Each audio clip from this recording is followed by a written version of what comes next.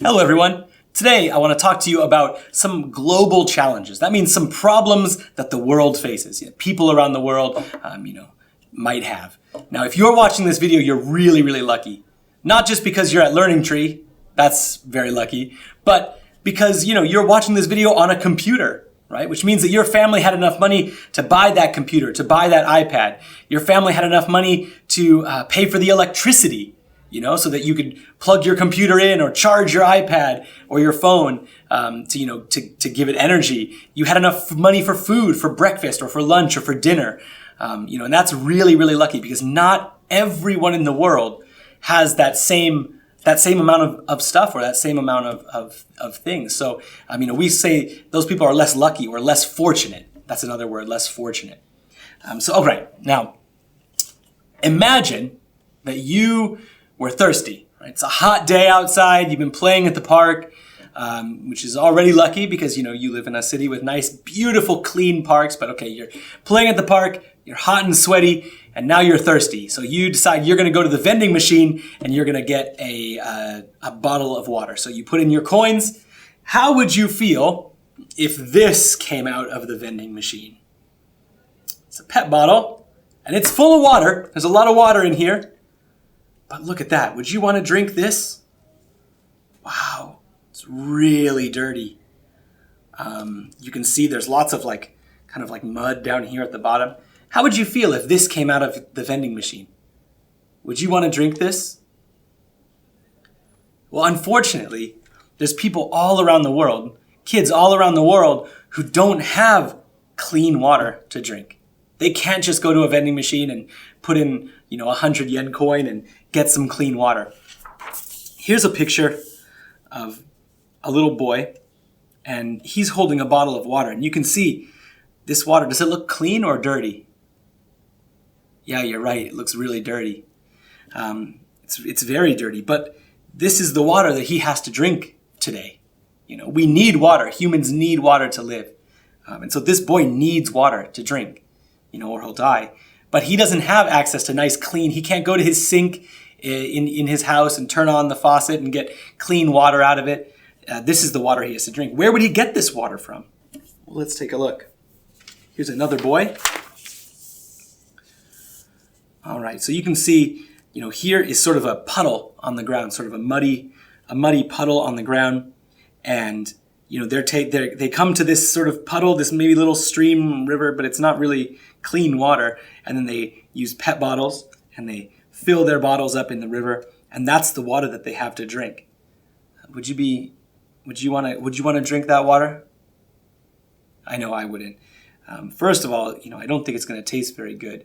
But not only that, it's actually probably quite dangerous because the water that we drink, when you go to your sink and you turn on the faucet and you fill up a cup of water, or if you buy a bottle of water and open it and pour it out, the water that we drink isn't just clear, it actually is clean because there's a lot of things that can be inside the water, like bacteria.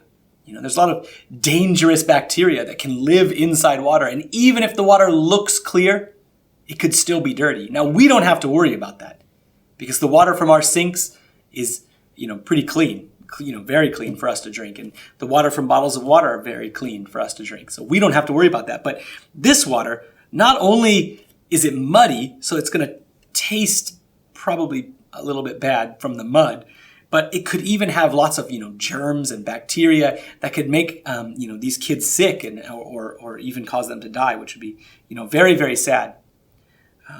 Like I said, they don't have sinks in their house. They can't go over and just turn on the sink.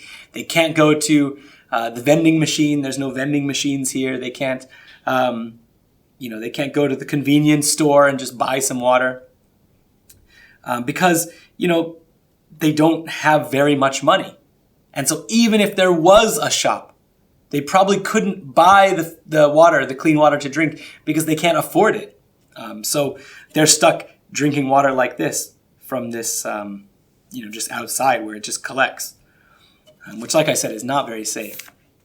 Now, what can we do about that, right? Because we're not in Africa or South America. There's many places all around the world, In Asia too, there's many places all around the world where kids don't have access to clean drinking water. What can we do? Well, one of the things we can do is we can donate money. Donation is like a gift. It's like, I have enough money, so I'm going to give a little bit of my money to a group that will help those people. Now, there's many different types of groups that can help them. This is a water well. A water well is like they dig a hole deep, deep, deep down into the ground. And when you dig down deep under the ground, oftentimes, not always, but often, there's water down deep in the ground. And that water, because it's so far down in the rocks, it's actually quite clean. Now, it might still look a tiny bit dirty, but it's not going to be too muddy. And it's much less likely to have things like bacteria and germs in it. So this is a well. And this well says, a gift from your friends at TBKS in Bath, England. So this company, this group, TBKS, they collected money from all the people that were around them. And they sent that money down and they paid somebody to come and build this amazing well. And now the people that live around here can come and get clean water, right? And that will save people's lives.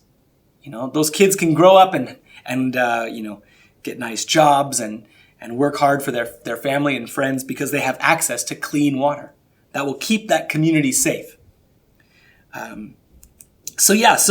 We can, if we look at the water that might come out of a well like that, we can see this might be water, what a glass of water would look like, if you just took it from sort of the muddy stream. And this water over here on this side that's nice and clear, this is what's going to come out of the well. So, we can do this. If we, here in Japan or places where we have enough money, if we send some of our money to other places, we can help them, build things like wells that will help keep those people safe. But it's not always just about sending money, right? Not about just giving money. We can also help in another way with money. Now, a lot of the things that we buy, like chocolate, for example, the chocolate that we buy, those cocoa beans, they weren't grown in Japan, most likely. They were probably grown in, different other places, other countries. There's a lot of crops like that, like coffee beans or chocolate beans are grown in Africa or South America, and other places as well.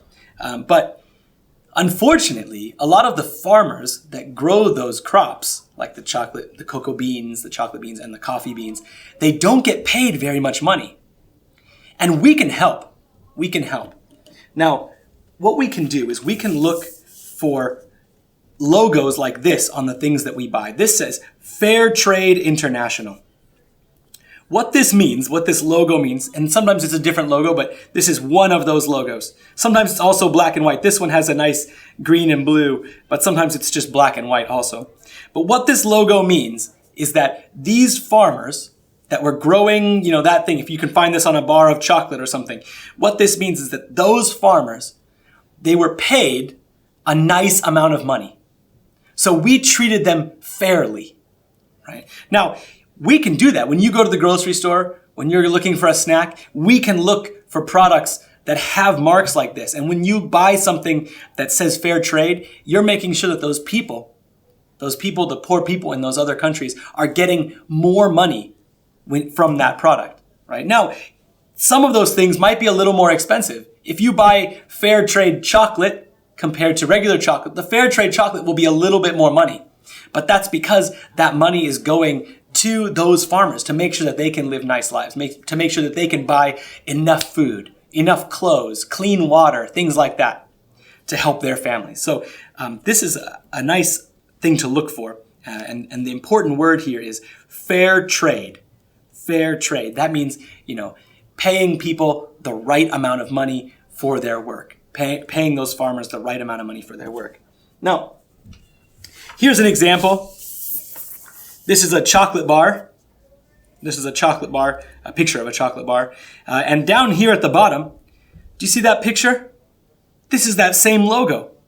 Now, what is that logo, right? Do you see the blue and the green? Well, the black in the middle is a human, a person, right? Here's the head, and they've got one arm sort of up in the air. That's what that logo is. And the important words are underneath. Fair trade.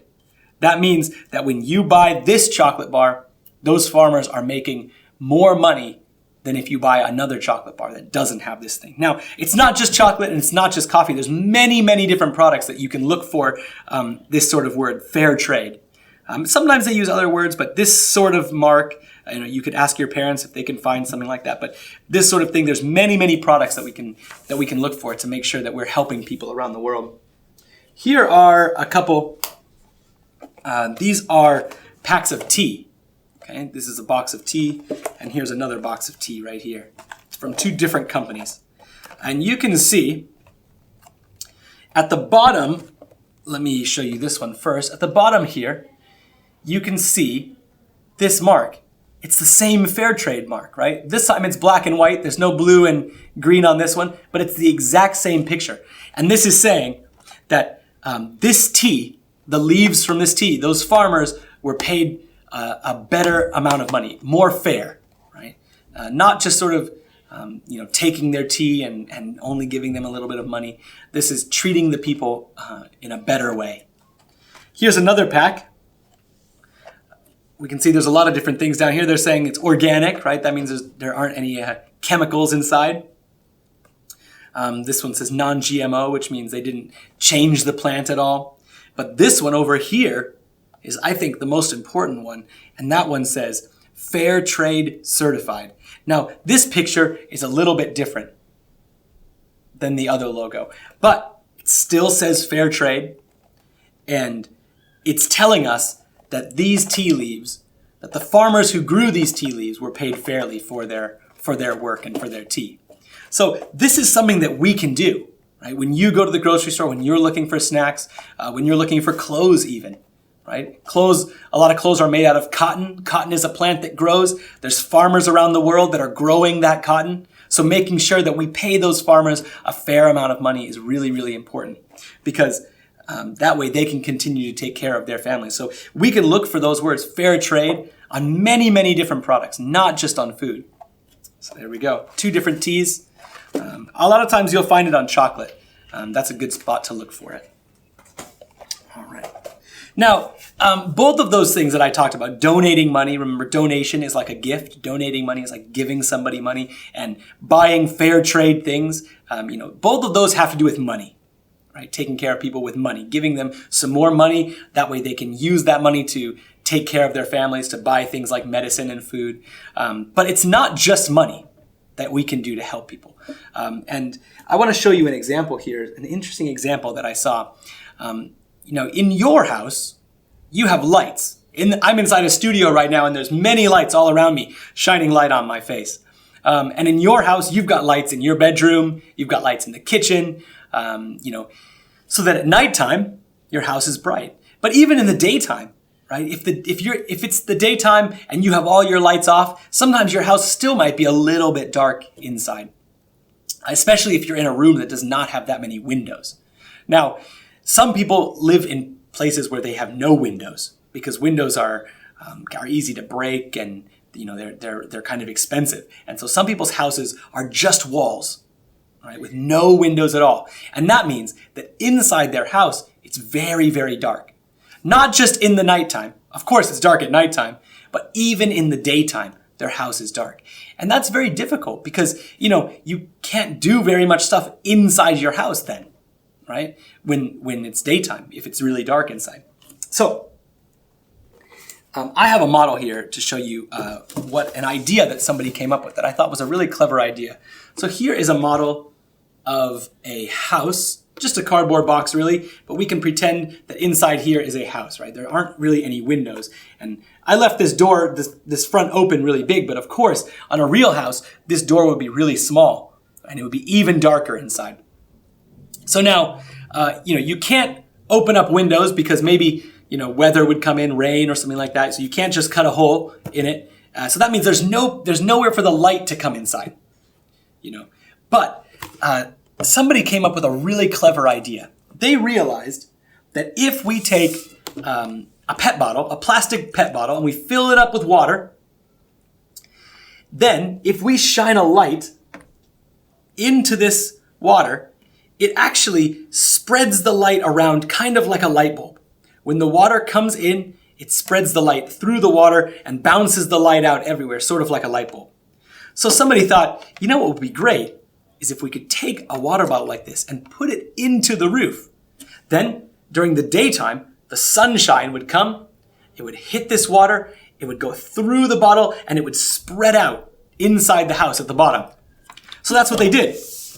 So the first thing they needed to do was to cut a hole into the roof. So I cut just a small hole in this roof just to show you guys. And then they would seal a pet bottle that was full of water, and they would usually put just a drop of bleach just to make sure that there weren't any plants or germs that were growing inside, to make sure the water stayed nice and clear. They would put it right through the roof like this. They would seal it up so that there couldn't be any rain that would come in. And now you can see it's already a little bit brighter inside this house just from this light. But if I shine the flashlight through this bottle, you can see how the light comes in. So here we go. Do you see how the light is kind of sparkling inside here? If I move this around, we can see how the light goes down through the bottle and into this model of a house. Now, that would be really nice, because now all of a sudden your house would have light in the daytime, where before it was very, very dark.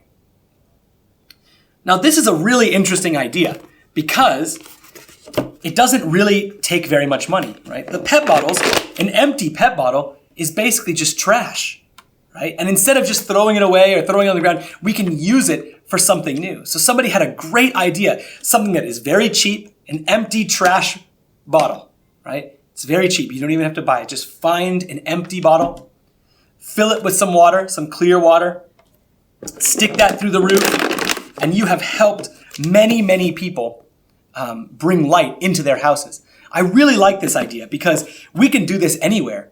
Any place in the world where people need light inside their house, where they can't afford light bulbs, they can't afford electricity, they can't afford windows, they could use an idea like this to make their life a little bit better. So I really like this idea as another way that we can help people. If we can come up with really cool, really interesting ideas that solve problems, we can also help people, even without money, right? So now, okay, you can do this as an experiment at your house. Here's what you do. You wait until nighttime. That's the best time to do this. You wait until nighttime, and then you take a flashlight. I'm just using a flashlight on the phone, but you take a flashlight and you put it up in the room. And you'll see your room will get a little bit brighter, all right? But most of the light is just going to go straight up at the ceiling. It will not spread around the room very much. So most of your room will be very dark, and just the ceiling will be sort of brighter right in front of you, right? Everything right in front of the flashlight will be brighter. Now, if you take a pet bottle and you fill it with water, you take off the label, like any wrapper, any label on the bottle, and you find a nice smooth one that's very nice and clear. If you set that onto the flashlight, or you shine the flashlight up through the bottom, you'll be able to see that the light spreads around the area around your flashlight now. So that's a way you can see how this idea works, how this flashlight idea works. You can see it working inside your house, right? You can make this at home tonight, okay? So I have two pieces of homework for you. The first one, try to recreate this flashlight light inside your house to see how that light spreads around, right? If you would like, you can make a little model of a house and put it right in the top, or at nighttime, build a little flashlight spreader like this, and you'll see that light bouncing around and coming out all around, and the area around the light will be much brighter. So you can do this very, very easily and simply with your parents, right? And you get to reuse a bottle, which is also cool. The other homework is to go and look for some sort of fair trade product. So we're looking for this mark or something like it. You know, you might have to ask your parents to help you read these words, like fair trade. Like I said, sometimes it will be this circle that looks like sort of a person raising their hand. Sometimes it might be a different picture, but look for something that says fair trade. A good place to look would be in the chocolate or in the coffee. the chocolate or the coffee, because both of those products come from other countries. And so we can look for this symbol. I want you to try and find a fair trade product and buy it. Maybe take a picture, put it up on LT Connect so that you can show what you found. To see, how you can work as a consumer. That means somebody who's buying things to help support people around the world. So these are ways that we can help look at some of the global challenges, look at how can we keep people happy, how can we keep people healthy. Sometimes it's with money, sometimes it's with good ideas like the bottle, but there's a lot of things that we can do even from inside Japan. So all right, I hope you have fun making the flashlight and looking for fair trade products. Thanks, and I'll see you next time.